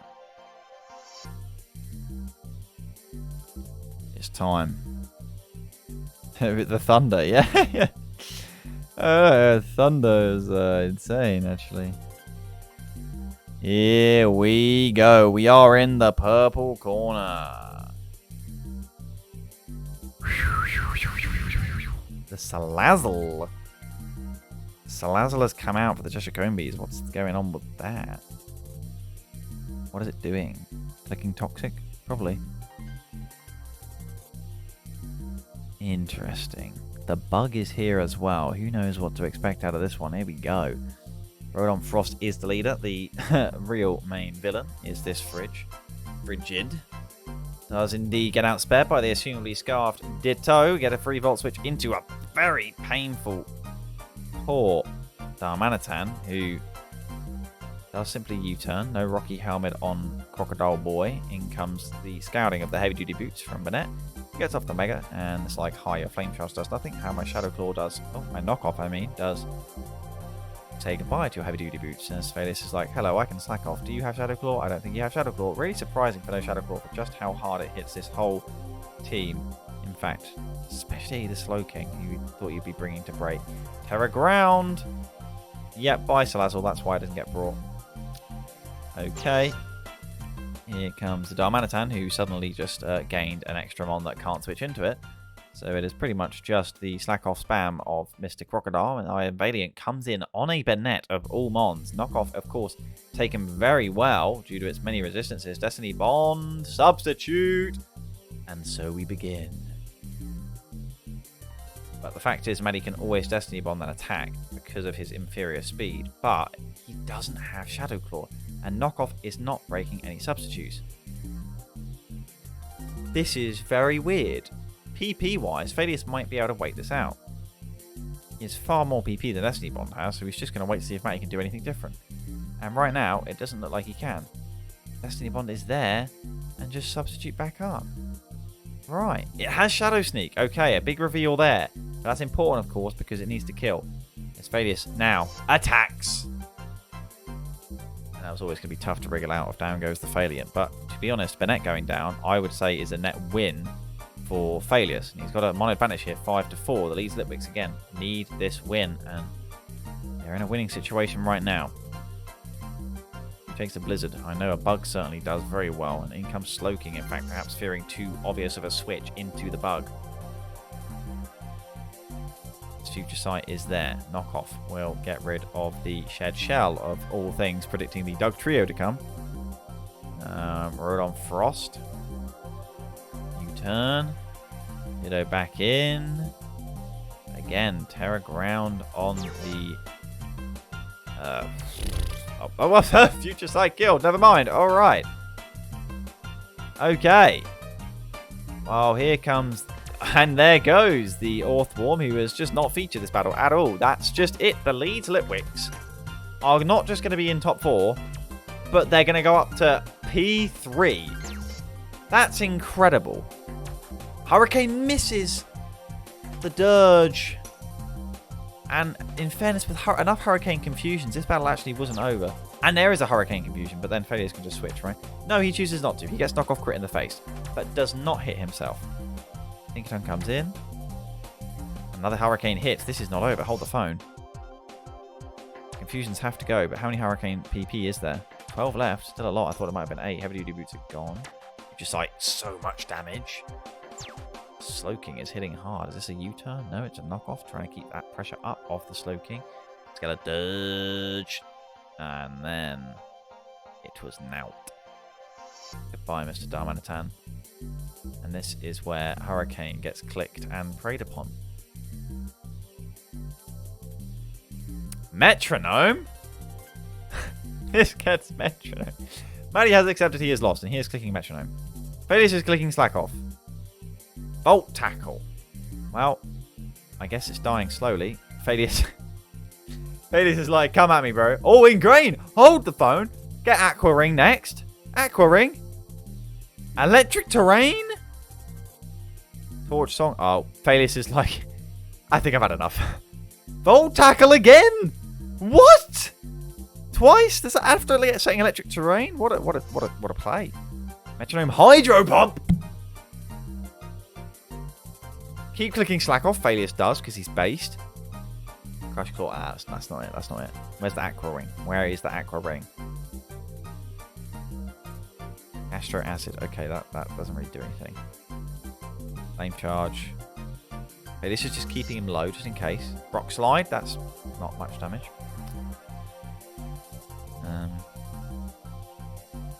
What else have you got? How many PP does Metronome have? Shadow Claw. 6 left, 6 left, 6 left. Here we go, here we go. Oh. Victory Dance. Okay. Hold the phone. Metronome. Judgment. Ah. Don't kill it, don't kill it, don't go. Ah. Oh. Coach. What? Don't kill it, don't kill it, don't kill it. Slack off. No. Imagine wanting to win. It's a 4-0 win for the Leeds Litwicks. He was out of slack-offs. Oh, shit. That's unfortunate. Fair enough. We got a featured matchup, but it's not really featured, so I don't really know what to do with it, to be honest. I'm not going to go to a break because I'm not going to get anyone in. I'm just going to jump in the office and Rye's going to give context, I guess. I'm in there now. We don't really need to. Yo, you got a replay. I'm going to just give some quick context as to what the hell happened here, and I don't really need to be here for the actual battle. Okay. But basically, just so you and everyone knows, Nelson and Vex agreed to do this battle with 60 power moves only and below, without using any setup moves, and with like mostly choice items. Because they're based. And for the first battle, which I didn't replay for, I say first battle because they didn't only play one, so I didn't get a replay for this first one because Nelson swept 6-0 with Charge Beam Toxtricity, and they both decided that was too cringe and lame, so they just played another game. And that's the one they've given me, so have fun. Well, okay, thank you. Right, that was Rye informing me of context of clear collusion and match rigging. From what I gather, that's the Super Hooper 1-6-0. So if you predicted them, then congratulations. No, let's see what actually happened. Now, I don't actually have a replay. Charge Beam is the move I was expecting when you were saying 60 power or less. Perhaps we can see Brine, or is that 65? I don't have a replay. Is it on the sheet?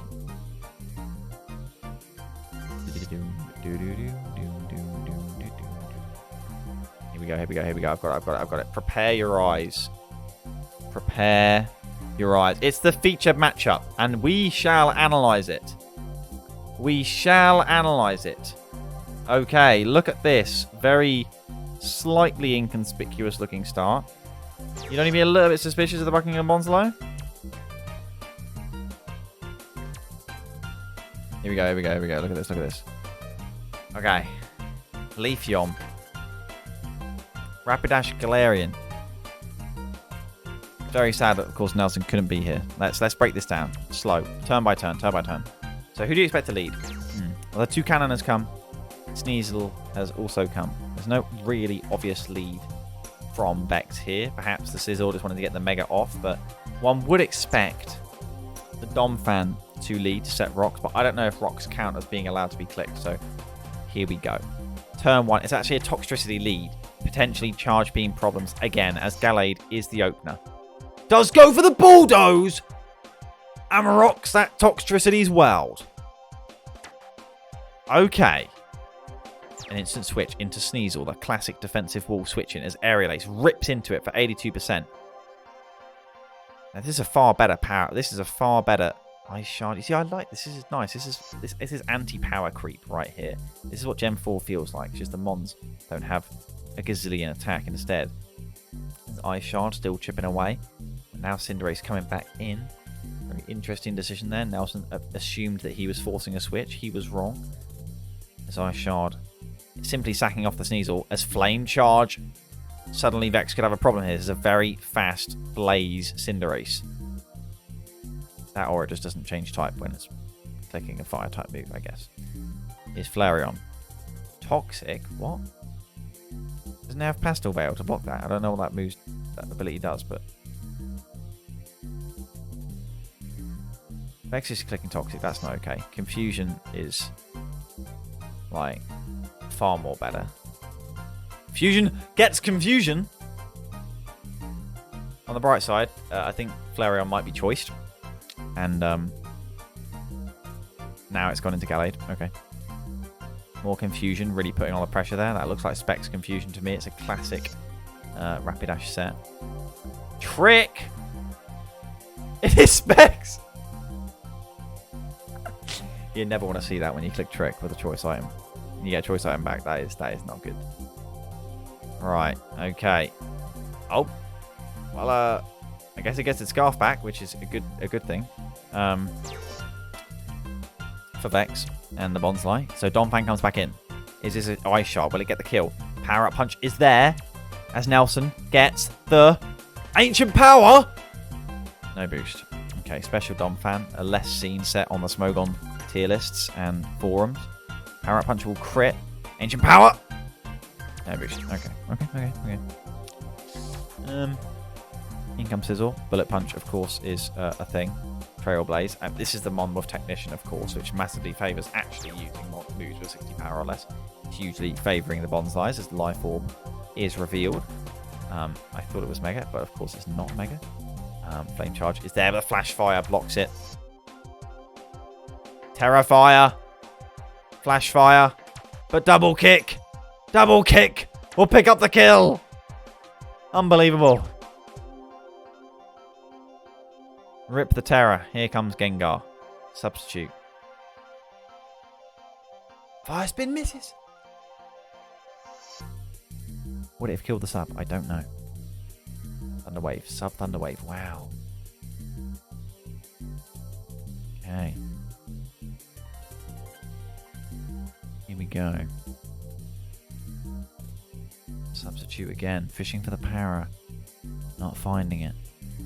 Suddenly Gengar is outsped because Power is only half speed in this generation. Perisong, hold up, it's actually not outsped.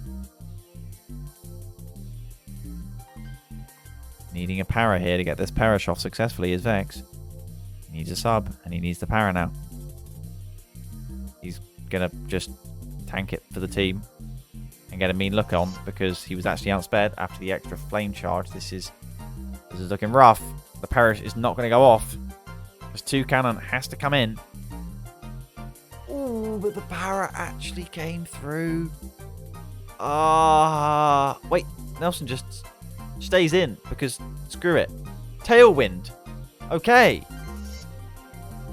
The late game Tailwind.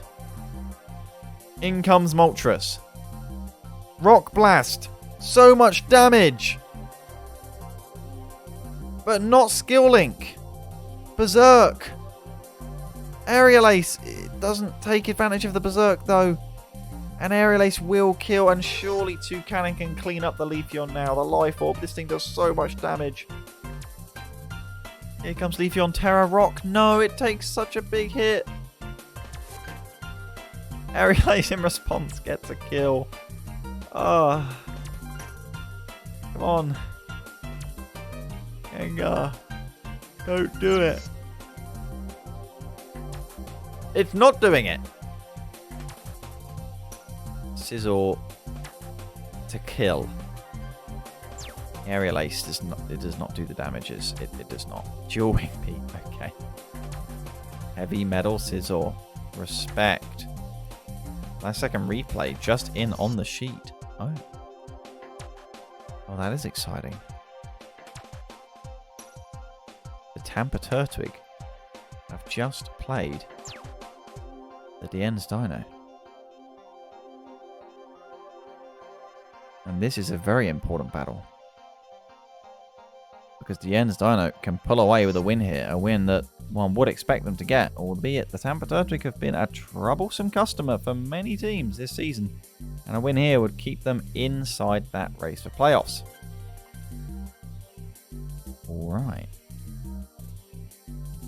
So, here we go. Late day late stream bonus because it's a perfect lead from Flupkey and getting a free set of rocks up, forcing himself a turn in front and simply power gemming to chip away at the Rotom that Nasty Plots instead of Defogs hold the front door. Disaster for Luke, wanting to pressure the Florges, ends up with his own team getting ripped in half. As now has to force a Spore play. Meowscarada comes in, Rapid Spin does go off, nicely done. Try and recover a bit, but Meowscarada will just happily say, "Hi, I click U-turn, ah." Actually clicks knockoff, the other cool move that it can click. The Sandy Shocks will come in. There's Wish. Rocks go back up. Toxic is placed. Will we see a switch to that Rotom Heat? Will Flupkey stay in to evade it from happening? He just goes straight into Celesteela. That is optimistic. I think Luke thought the pass to Rotom was too obvious. So there is the Wish and pass into Rotom. Celesteela, unsuccessful. There's an overheat. Chilling is Florges. Doesn't even need to Wish. Actually, it might. It seems like it's got no leftovers.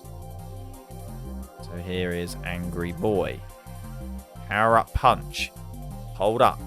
Let him cook. Kowtow Cleave. Doesn't quite get the one shot. Body press. Huge damage in response. That might be enough for Flupkey to evade disaster of this terrifying Mon. Sucker Punch, of course, not going to be able to do the damages required. Brick Break is there. Not taking any risks. Flupkey knows the game becomes so much easier without that Gambit boy on the field as Toxic misses. Missed chance to force a heal bout. Celesteela comes in. A freer switch in front of Aromatisse as Rotom Heat comes in. Of course, it is indeed Heavy Duty Boots. Monster Volt switch, but probably just has to overheat. Florges will come in again. Nasty Plot is there. A Mirror Herb. Very cool. But what does it have? Not much. Sneasler is in. And now, something has to happen. The Celesteela is the response. Close combat. Perfectly read. That's so much damage. This Mon is not fair. Jesus Christ. Florges is in, but as he understands, it must have been Banded Sneasler. And how does this team deal with that? Flupkey a little bit on the ropes here. Luke putting up immense pressure despite having Aromatisse as the backbone. Does get Draining Kiss off as well.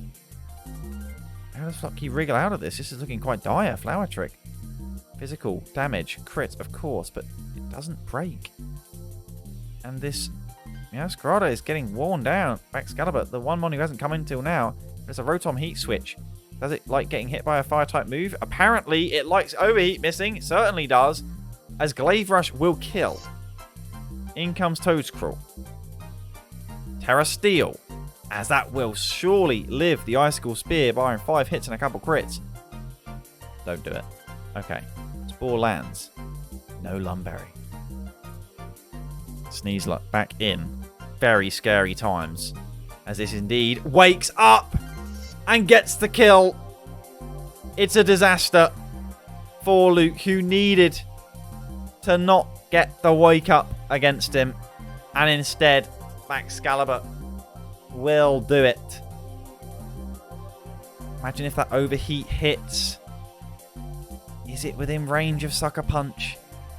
Oh, the misfortune for Luke here in so many different ways. Oh, it's going to be a 4-0. Oh.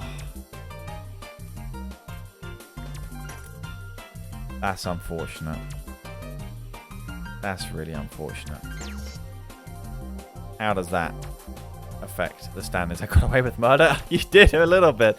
I mean, it's not to say that Flupkey played poorly that game. There isn't anything necessarily bad, but like Luke built so well. That was a nightmare to deal with, and he just rolled a 1. It felt like when he needed to roll anything else.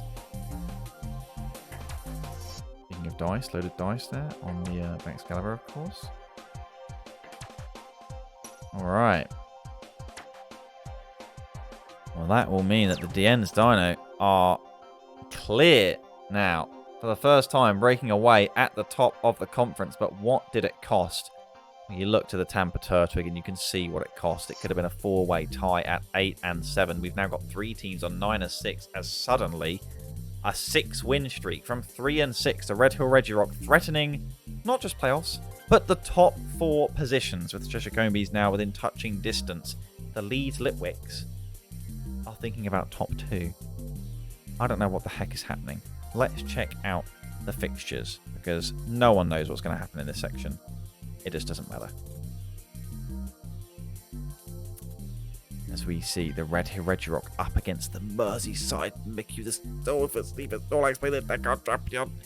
We've got the Bradford Bulu featuring against the Plymouth Pachirisu. We've got the London Lunala to use more than 60 base power moves against Super Hoopa. The Jens Dino play the Bolton Boldore.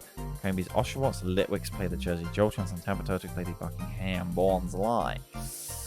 Okie dokie. The Stun Fisk Starmies play the Yorkshire Yanmas. Limerick Numineon play the Irish Inkays. We looked at these fixtures. Okay. Okie dokie. How's Mon leaderboard doing? Probably not up to date, given that some of the replays didn't just go through. But all you need to know is that Goldengo exists. Celesteela is doing well. Megalophony is also a Mon. And Annihilate in 5 fixtures is 13-0. But I don't believe that's been updated because it did die. So that's to be updated, I believe. You all are very cool, and I look forward to seeing you in a week's time for week 16, the penultimate week, I dare say, of Mars Go for Mars of this season. It's pretty wild. It's flown by. It really has flown by. What has Rye said in the channel that you know about next season? I don't know. What has they said? 421 messages since 2 o'clock. Great.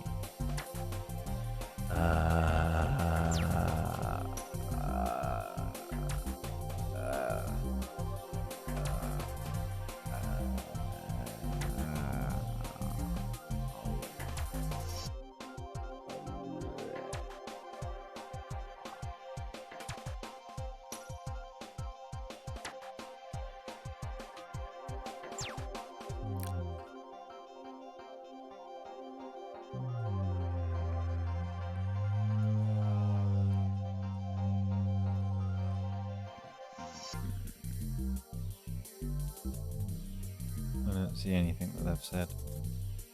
Oh, potential new tier. Very exciting. Okay, someone's pinged me in spoiler chat.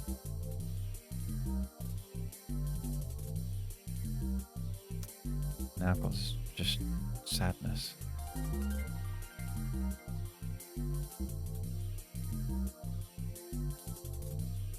Facebook Discord is there. I will update you guys, and all in Discord should I have another stream this week. I don't see it likely, but I know that there is a little collection of games that is growing to play. Stop pinging me. Am I going to come to the second attempt at Smiles Go for Mars barbecue? I love barbecue, so I'd love to. I like sausages. Sausages are like unironically like. We are mature, we don't need connotations here, but sausages are like the goat food, straight up. 27th of August. This day after the day after. I mean, it depends if I'm doing anything. It basically depends if I'm doing anything with my mum that weekend, because her birthday is 25th. Let me see. Maybe we'll be doing something on the 26th of Saturday. I am also always busy on Sundays until the like 1-2 p.m.ish, but yeah, I don't see why I can't. I can surely get there. Alright. Yeah, I work at Canon. Yeah, it's been a long day, and it'll be another long day tomorrow, and it'll be a long day after that, and after that, and after that. But then it'll be Friday, and the weekend. So, yeah. I look forward to seeing your battles in a week. It's getting exciting. It's getting exciting. I'm excited for some of the plans for next season, and I'm excited to see who writes greatness in this season, because playoffs are looking like a helter-skelter waiting to happen. So